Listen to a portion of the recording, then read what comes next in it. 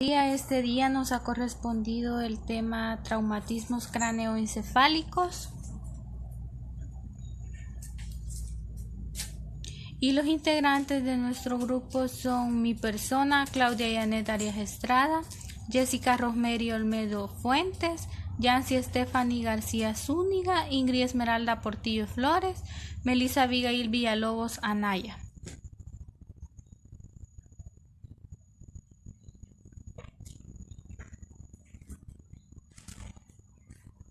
Y les estaremos hablando de las características generales de este traumatismo. Primero, este traumatismo es conocido también por sus siglas TCE, traumatismo cráneoencefálico, y nos dice que son la modalidad más frecuente de daño cerebral sobrevenido en personas de menos de 40 años y que constituye el campo de intervención más frecuente en la práctica neuropsicológica. Este traumatismo es ocasionado por accidentes de tránsito, por accidentes de laborales, pero por accidentes que son bastante fuertes. Entonces es por eso que las personas mayores a 40 años son pocas las que sobreviven un accidente de gran magnitud. Entonces por eso el rango en el que se encuentran las personas con este traumatismo está de abajo a los 40 años, porque son las personas que logran sobrevivir, pero sin embargo tienen como resultado este traumatismo.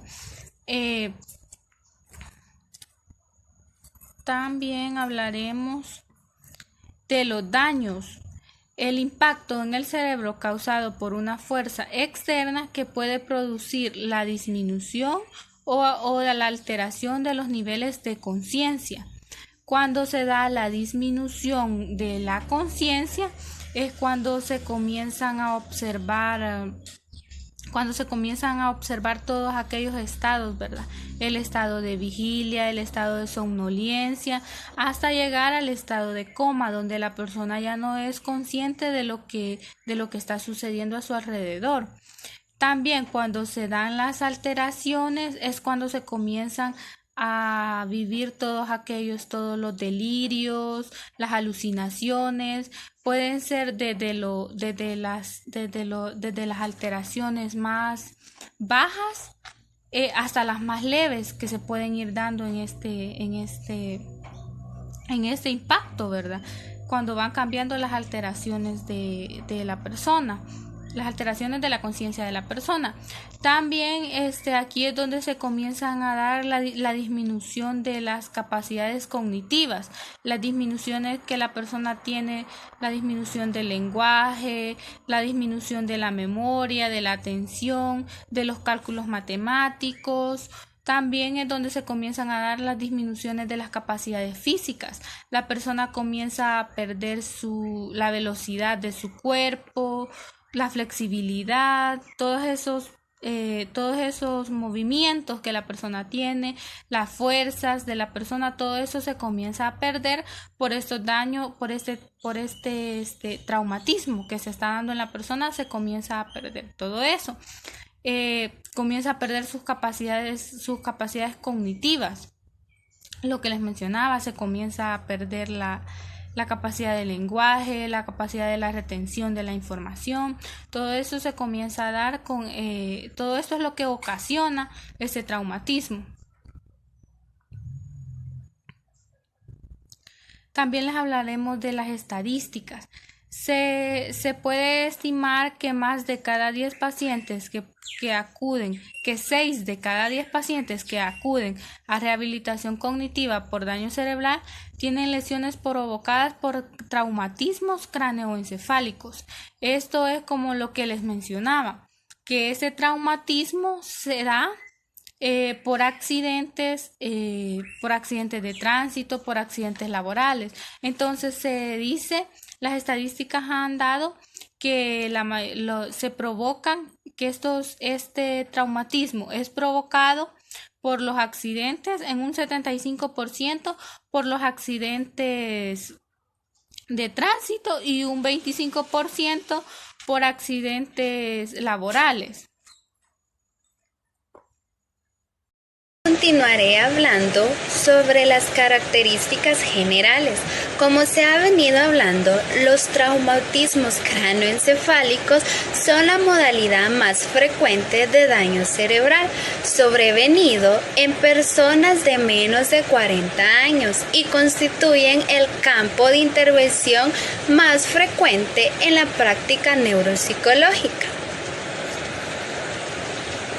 Dice que debido a la particular estructura y configuración del cráneo, los traumatismos cráneoencefálicos no solo producen alteraciones en la zona que recibe el impacto. ¿Qué quiere decir esto? Que el daño cerebral puede producir en el mismo momento del traumatismo, aunque también puede producir lesiones en un periodo de tiempo más o menos próximo a la lesión. Como podemos observar en la imagen, ahí está cómo está recubierto nuestro cerebro. Encontramos en primer lugar el cuero cabelludo, luego el cráneo y por último encontramos nuestro cerebro. Y así es como está protegido. Dice que si no también que en las otras áreas alejadas del lugar mismo de la consecuencia efecto del golpe contra golpe, siendo el área frontotemporal la zona más susceptible a sufrir. ¿Qué quiere decir esto? Que la zona del lóbulo frontal y el lóbulo temporal es la que sufre más daños y son estas áreas las que están generalmente asociadas con, primeramente, la personalidad, la conducta y el lenguaje de cada uno de los individuos. En la imagen donde podemos observar dónde se encuentra todo el área frontotemporal, que es la que más sufre daño con estos traumatismos cráneoencefálicos, podemos observar que es toda el área pintada de morado. Ahora bien, las lesiones del traumatismo. Están el traumatismo directo y el traumatismo indirecto. Dice que el traumatismo directo es el que se produce cuando el cráneo impacta de forma brusca con un objeto, produciendo lesiones focales como agresiones, caídas, golpes o accidentes deportivos. Traumatismo indirecto se produce cuando en el encéfalo hay lesiones en el interior del cráneo tras ser sometidas a fuerzas por contacto directo o estáticas. Suelen provocar lesiones focales. Entre las lesiones focales más frecuentes se encuentran los hematomas subdural, que es la colección de sangre localizada por debajo de la dura madre, y el hematoma epidural, que es la colección de sangre por encima de la dura madre. Para continuar con el tema, dejaré a mi compañera Yancy.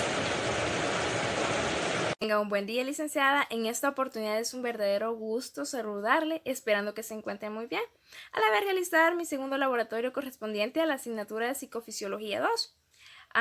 Todos los aspectos que mis compañeras han hablado son muy importantes, iniciando en su momento por la definición de traumatismo cráneoencefálico, ya que para conocer un determinado tema es muy importante contar con la definición, y esto me lo brindó mi compañera Claudia.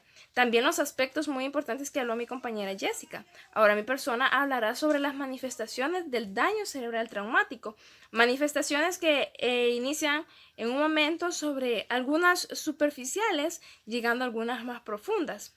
Pero bueno, iniciaremos hablando de dos tipos de hematomas dos tipos de hematomas.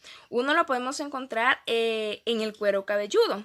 Podemos observar la imagen. Allí la persona en esta zona por acá se le observa como que tiene morado, por así decirlo. Nosotros así lo hablamos. Ese es un hematoma en el cuero cabelludo, lo cual no es muy profundo, pero sí afecta. También hay otro tipo de hematomas. Estos son causados por la acumulación de sangre en las zonas epidurales, subdurales, subaracnoideas y parenquimatosas. Entonces podemos observar estos hematomas que no son tan profundos, pero sí ocasionan daños en la persona que experimenta un tipo de golpe así. Algo más profundo sería una fractura craneal. Esto es otra manifestación que puede ocurrir. Si el impacto en el momento de que hay un choque es muy intenso, puede ocasionar un hundimiento o depresión ósea, como lo podemos observar en la imagen. Se ve como esta parte de acá sufrió un hundimiento. Entonces, eso puede ser a causa de un fuerte golpe, un fuerte impacto que haya sufrido el cráneo. Esto afecta en gran manera a la persona de diversas maneras. Por otro punto, podemos encontrar la ruptura de las meninges, especialmente de la dura madre. Y es que sabemos que las meninges son esas capas protectoras, valga la redundancia, que protegen a nuestro cerebro. Podemos encontrar en la imagen dónde está ubicada la meninge, por acá en esta zona. Y exactamente más adelante se observa dónde está ubicada la dura madre. También la membrana aracnoide, la pia madre, pero en esencia nos importa saber la dura madre, dónde se encuentra ubicada. Y esta puede tener una ruptura por alguna lesión muy fuerte. Otras manifestaciones que son importantes son la conmoción cerebral. Y es que cuando el cerebro choca violentamente contra el cráneo, por efecto del golpe se pueden producir vómitos, la persona puede vomitar, pueden haber cefaleas, los cuales son dolores de cabeza frecuentes, e incluso pueden haber hasta amnesias. O sea, pueden durar algunos segundos, minutos e incluso unos días. Depende de qué tan grande fue la magnitud del golpe. Y suele producir todo esto un efecto de tipo global en la persona. Otra manifestación muy importante es la manifestación número 6, contusión cerebral, producida por el choque brusco del cráneo y de la dura madre. Esto prácticamente siempre es más habitual que se produzca en el área temporal de nuestro cerebro. Algo que podemos encontrar muy importante también es el edema cerebral. Otra manifestación que es un edema cerebral postraumático, producido por la acumulación de líquido en el encéfalo. Esto es a consecuencia de la ruptura de la barrera hematoencefálica.